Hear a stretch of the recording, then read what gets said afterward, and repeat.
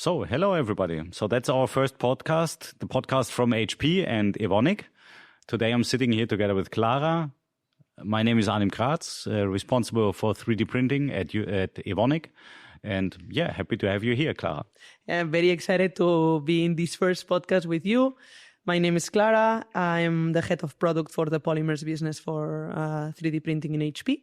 And we are actually privileged today because we are having this podcast in a fantastic building. This building is part of the HP Barcelona site, and it dates back from the 14th century. It's an old Catalan house that we call La Masia, and we decided to keep it as it was, and we now use it for customer experience workshops, open houses with customers. So it's great that we're actually having this podcast in this fantastic place. Yeah, it's true. It's really nice here. Great to be here. So maybe I think about changing from Evonik to HP. Better location, really nice. There are several things we want to talk about today. I think first of all, we would like to touch our long-term relationship. That was one topic we wanted to discuss. Sustainability, really important topic now. And then a lot of applications we would like to cover. And of course, then in our relationship, what is next? What comes in future? I think these are some important topics for our discussion, for our podcast today. I think on the first one, taking advantage that we are in this historic building, talking about history, next year is going to be 10 years of this partnership. And actually, it's going to be 10 years that I joined HP. I always joke that I joined the same week that we introduced into the market our first 3D printer. So I arrived and basically everyone left and went to a trade show to introduce to the world the 4200. And that was actually the first printer with the first material that was the first PA12 for MJF. What do you remember from those times? It looks like you were the starting point for the entire success, no? So it was a good choice for HP to bring you here. So really nice. Of course, at that time, I was not in this business. So different people from Evonik were dealing with it. But of course, it started as a really strong relationship, which we still have. So it is, and that is something that is really important, I think, for the topic. It's always, if you as a chemical company only develop a material in parallel to the application and especially to the production process, it will not be a success. And I think that is really what the entire relationship is built on. So the magic lies in the combination of the printer plus the product plus the powder. And I think that is really what we were developing a lot in the last 10 years. Yeah, exactly. Totally agree that the beauty is in this interaction, and that has been the spirit of the relationship since the very beginning. And that is what has allowed us basically to go from prototyping to serial production. We now see a lot of cases in industries like orthotics and prosthetics, like drones, like industrial. We have the use case of the Ocado bot, for example, as a showcase of customers that today are using PA12 and MJF for serial production applications. And that, I think the industry has come a long way from 2016, when we started, to now using the technology and the materials to really push additive into production. And maybe the first big thing that we developed together was that the powders and the process together, they are now able to use better refresh materials, which is a big step. Of course, on the idea of sustainability, it pays off, but also in TCO, so cost reduction. So I think that was the big first step that we did together. Yeah, I think we came into an industry where one of the biggest pain points was the cost per part. No one 10 years ago, or very few people 10 years ago, were talking about sustainability, but they were all. There was a pain in the industry about not more applications fitting into additive because of the cost and the ability to reduce the waste and have very high refresh ratios for all the materials that we now have. That has been a huge advantage into basically driving more and more production applications. And that's something that Evonik brought from the very beginning, introduced PA12, 80-20 refresh rate. That was, I think, disruptive in the market.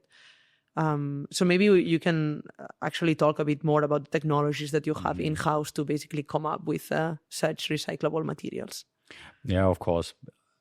At the end, it's really the important topic is that we need to bring the costs down. That's our common target. And I think that's why why the relationship makes so much sense, because we have that common target, and that is everything is related to this one. And we, of course, all the other materials, for example, the last one that we developed together with you was the FR grade, so fire-resistant material, which also, compared to all the ones that were on the market, now has a by far better refresh rate. So it brings down costs again. And that is, I think, where the industry should go in this direction. So we need to bring costs down in order to get more of the big injection molding cake. There are a lot of applications which are maybe better suited for 3D printing, but the costs were at the moment not adequate. So we are jointly together working to make that happen. And that is really, for me, that's the common target that we have. And I think it's not only cost, which is very top of mind for customers, but also the physical experience of, for every job, having to throw away all of that powder. That has become more and more now a concern by customers. I'm generating a lot of waste. So customers have come to us, try to minimize as much as possible the waste that the process is generating. And I think part of the relationship has always been try to minimize as much as possible the waste, but then what do we do with the waste that we generate, whether it is in intermediate parts like dental molds or powder waste that we generate. And of course, there are some new ideas that we're just elaborating and also working on these ones. There are some closed loops that we already have established.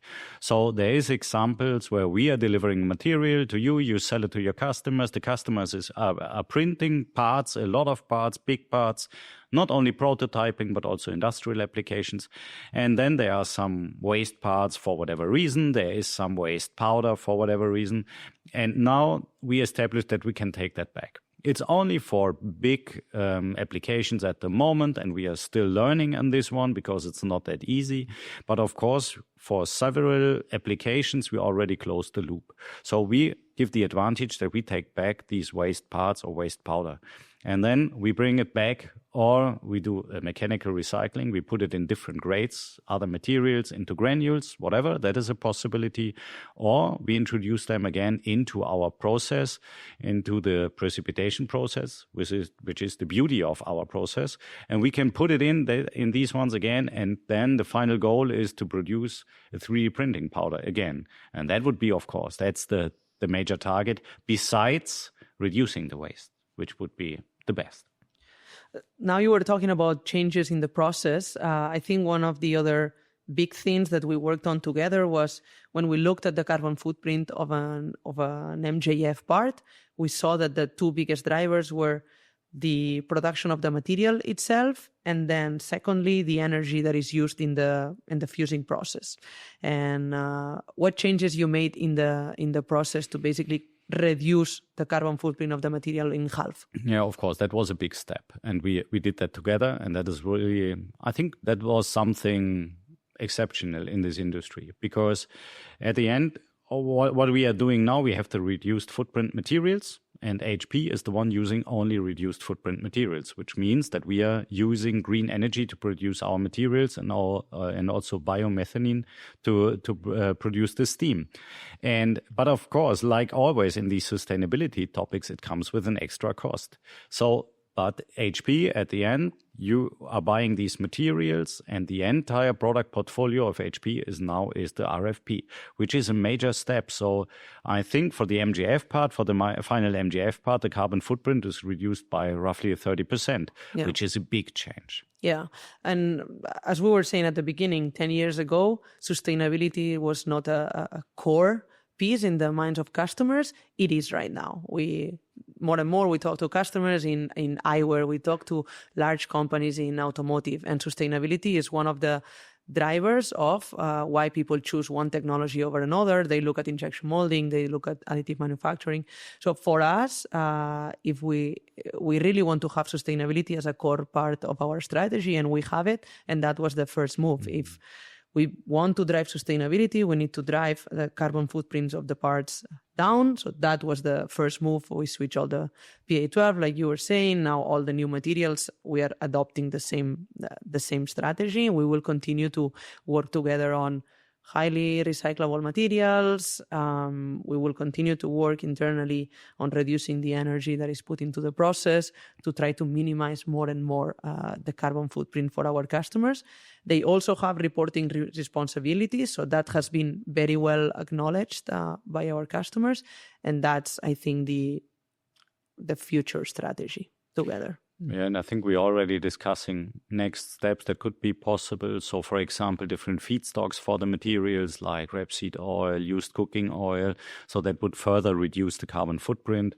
So there are a lot of ideas. So to summarize in this relationship, first of all, the best is not to produce any waste. Of course, that's a given. But then we have the reduced footprint materials, we have the circularity, if we take back the materials together, and then, of course, next things that could come is different feedstocks. So I think that's a lot that we are doing together in the sustainability aspect. Yeah, and when you combine this with the inherent advantages of additive that are removing as much material from the part, redesigning the parts for lightweighting, the Ocado application is one example. Drones is a different example where the more weight you can remove from the part, the more value you're providing to the customer. That's when, from a sustainability perspective, you're having the biggest advantage that you can take. So maybe now going besides the sustainability aspect, maybe it's worth to talk a little bit about applications. So what are really interesting applications? Of course, that's more the job of HP. You know all the end customers. We are highly interested and we are trying to develop materials that you could use better for all these applications. We will support always. But maybe you can elaborate a little bit about new applications, big applications, where we really come to the next step, not only prototyping, but also industrialization. Yeah, the two biggest segments that we see growing the most right now are orthotics and prosthetics and drones. Those are the two that are absolutely blooming. Orthotics and prosthetics is growing because all of these devices are personalized. So you really need technology that is super productive and that is able to deliver thin parts like an insole, but with very high mechanical properties, because those parts, if you think about an insole or if you think about a socket, those parts will be under dynamic stress all the time. So you need a part that's very thin, but at the same time is able to sustain all these stresses. And MJF has a particular advantage in those type of parts. The other segment that is growing a lot is drones for the same reason. We have a technological advantage in the ability to print extremely thin parts, and when you combine this with a material that at those very thin parts can deliver strong enough mechanical properties, you have a winning combination. So those are two segments that are growing a lot. But in the end, if we think about strategy from a development perspective, our strategy is to enable more applications at scale. What this embeds is we want to develop new materials that open up new applications or markets where today we cannot serve. We will develop materials together that are able to let us into those markets. One example is recently we developed the FR grade. This is able to let us into electronic segment, for example, that require this, into electric vehicles. We also develop on top of PA12 an ESD print mode that let us to go into electronics. This is what we have in mind, and then to enable more applications. And then at scale, we believe that the more we reduce the cost per part, the more market that we will basically drive from traditional technologies to additive. And together, we are basically working on reducing the cost per part, which for us is very critical.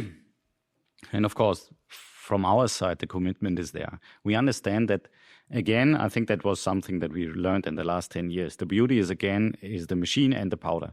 So when we're looking at reducing part costs, of course, the powder has an important role in this one.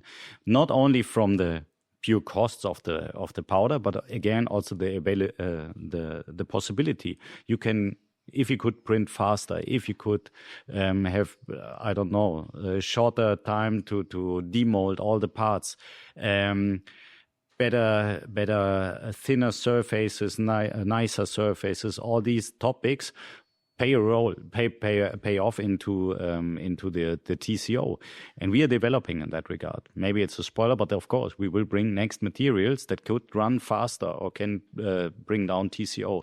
That's our commitment. We understand it because the joint goal is to grow the entire market. And therefore, our part is, together with the machine, to develop the best materials for these ones. Yeah, and actually going back to the beginning, we were talking about being in this historical building. It kind of reminds us of the commitment that when you look at the future, I think the commitment is to continue innovating together. Like you were saying, the beauty is in the interaction between the printing process and the material. And the key is to have such an open collaboration that you guys can come here anytime, as frequently as possible, and we can keep collaborating to deliver these disruptions into the market. That's the spirit and the intent. Definitely. I only can underline that. We will come here all the time. That's true. Yes, I think that was what we wanted to discuss today, no? So I would like to thank you very much. That was really interesting.